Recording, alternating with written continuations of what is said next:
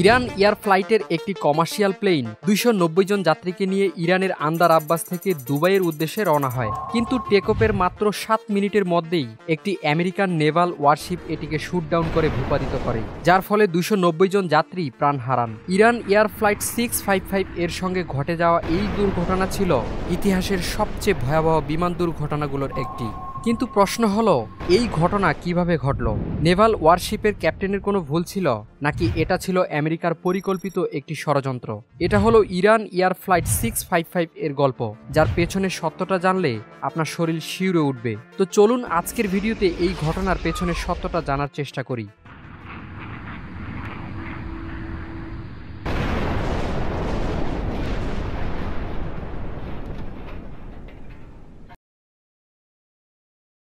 3 জুলাই 1988 সালের সেই দিন রেগুলার শিডিউল অনুযায়ী যাত্রীবাহী ফ্লাইট 655 ইরানের তেহরান থেকে দুবাই যাওয়ার জন্য প্রস্তুত হচ্ছিল।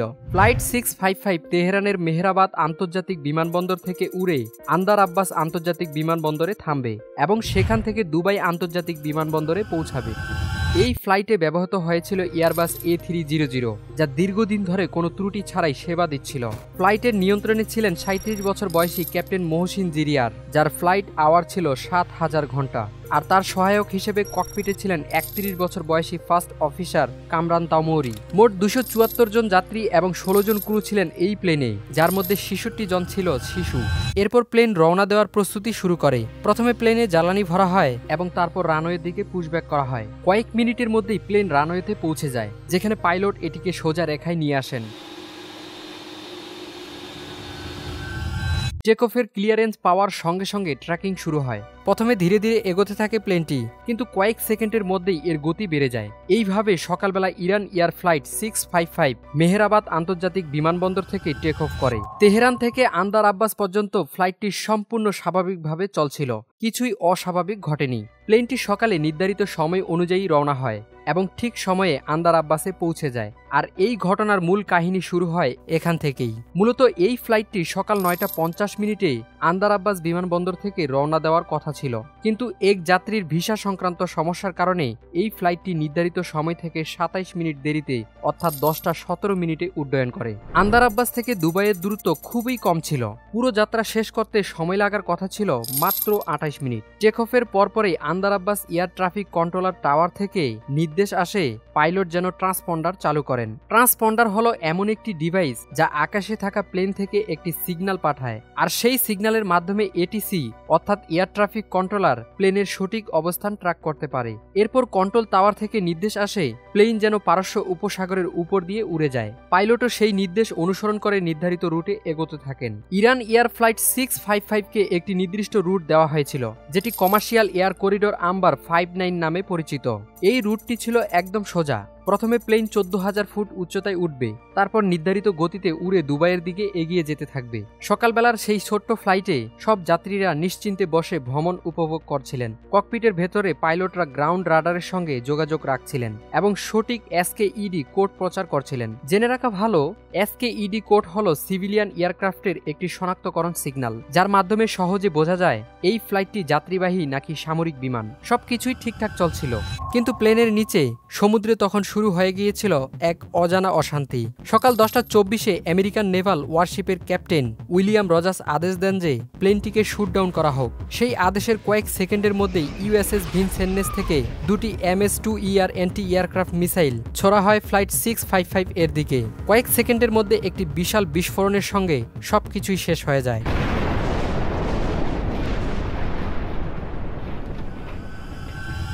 এখন প্রশ্ন হলো, এমনটা ঘটল কেন? এর উত্তর বুঝতে হলে আমাদের একটু পেছনের পটভূমিতে যেতে হবে যে এই অঞ্চলটিতে তখন কি হচ্ছিল। মূলত ইরান ও ইরাকের মধ্যে 1980 সাল থেকেই তীব্র যুদ্ধ চলছিল। যুদ্ধ যতই লম্বা হচ্ছিল, পরিস্থিতি ততই আরও জটিল উত্তেজনা হয়ে উঠছিল। এই যুদ্ধে আমেরিকা ছিল ইরাকের পক্ষে শক্তিশালী সমর্থক। ইরাককে সাহায্য করার অংশ হিসেবে আমেরিকা তাদের নানান ধরনের সামরিক সরঞ্জাম পাঠাচ্ছিল। এর পিছনে একটি বড় কারণও ছিল ইরাকের বিশাল তেল ভাণ্ডারের প্রতি আমেরিকার আগ্রহ। এই সময়ে যুদ্ধ চলাকালে ইরান ও ইরাক দুই পক্ষই সমুদ্রে চলাচল করা তেলবাহী জাহাজ ও বাণিজ্যিক বাণিজ্যিক কনভয়কে টার্গেট করতে শুরু করে, ফলে পারস্য উপসাগরের পরিস্থিতি হয়ে ওঠে অত্যন্ত বিপজ্জনক। এই পরিস্থিতি সামলাতে এবং তেলবাহী জাহাজগুলোর নিরাপত্তা দিতে আমেরিকা পারস্য উপসাগর এবং হুরমুজ প্রণালীতে তাদের নেভাল ভেসেল মোতায়েন করেন। এই ভেসেলগুলোর মধ্যে ছিল একটি অত্যাধুনিক guided missile cruiser USS Vincent. 1984 সালে নির্মিত এই জাহাজগুলো ছিল সেই সময়ের টপ লেভেল প্রযুক্তিতে সজ্জিত।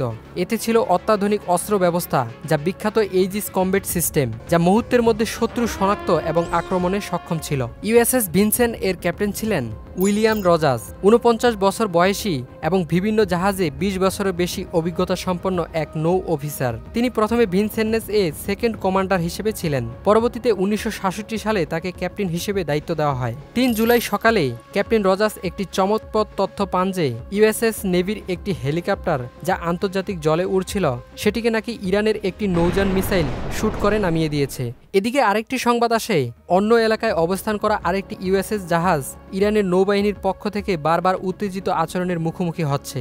এই খবরগুলো ক্যাপ্টেন রজার্সকে উত্তেজিত করে তোলে। তিনি সিদ্ধান্ত নেন ইরানের নৌযানগুলোকে একটি শিক্ষা দেওয়া দরকার। কিন্তু সমস্যা হলো, সেদিন সকালে একটি বড় বিতর্ক শুরু হয়। ইউএসএস ভিনসেন্ট দাবি করছিল তারা আন্তর্জাতিক জলে আছে, কিন্তু ওমান বলছিল জাহাজটি তাদের আঞ্চলিক জলে ঢুকে পড়েছে এবং দ্রুত এলাকা ছেড়ে যাওয়াই ভালো হবে। এই সব ঘটনা ঘটছিল ফ্লাইট 655 আন্দার আব্বাস ছাড়ার ঠিক আগ মুহূর্তে। ওমানের সতর্কবার্তা পাওয়ার পর ভিনসেন্ট সরে যায় কাশিম আইল্যান্ডের দক্ষিণে, যার ঠিক উপর দিয়ে উড়ে যাওয়ার কথা ছিল ইরান এয়ার ফ্লাইট 655 এর।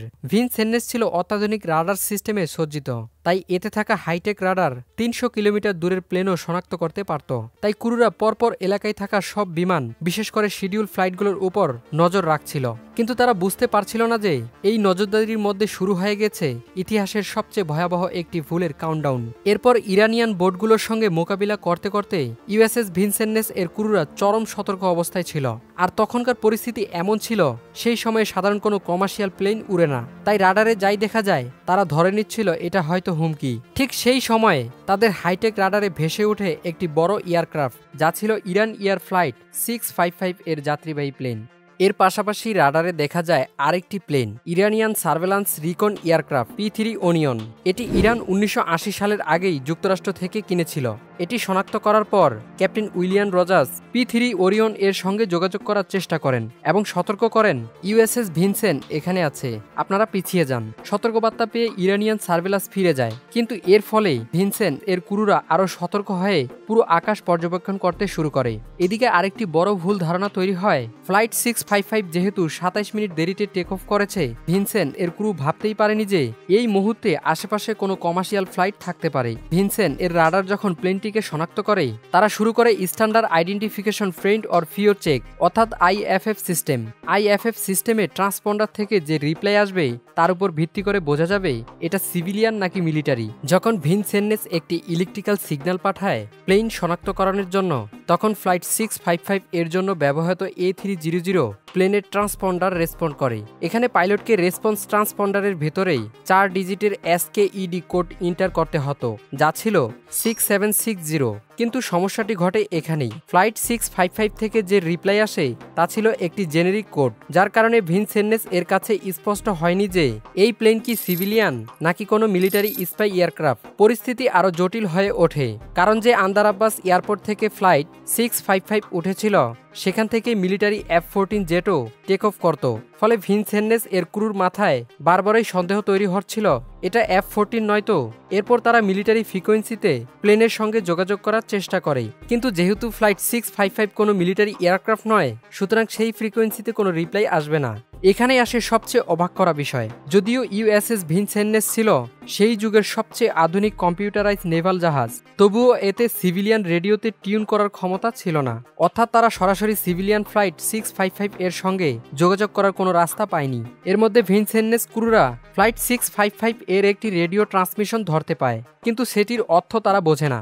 যখন ফ্লাইট 655 আন্তর্জাতিক কমার্শিয়াল রুট ধরে সম্পূর্ণ স্বাভাবিকভাবে এগোচ্ছিল, তখন ভিনসেন্নেস এর IFF সিস্টেমে আবারও একটি সিগন্যাল পায়। এই সিগন্যালের সাথে F-14 ফাইটার জেট এর সিগন্যালের মিল ছিল, কিন্তু আসল ঘটনা ছিল এই সিগন্যাল আন্দার আব্বাস থেকে ওঠা অন্য একটি F-14 প্লেনের। এটা মোটেও A300 যাত্রীবাহী প্লেনের সিগন্যাল ছিল না, কিন্তু ক্রুরা এই সিগন্যালগুলোকে গুলিয়ে ফেলে আর ভুল বোঝাবুঝির চূড়ান্ত পরিণতিতে রাডারের স্ক্রিনে A300 প্লেনটিকে ম্যানুয়ালি F-14 ফাইটার জেট হিসেবে লেবেল করে দেয়। ঠিক তখনই তারা সেই এয়ারক্রাফটের ট্রান্সপন্ডার মোডে একটি পরিবর্তন লক্ষ্য করে, যা সাধারণত তখনই দেখা যায় যখন কোনো মিলিটারি বিমান বিশেষ কোড ব্যবহার করে।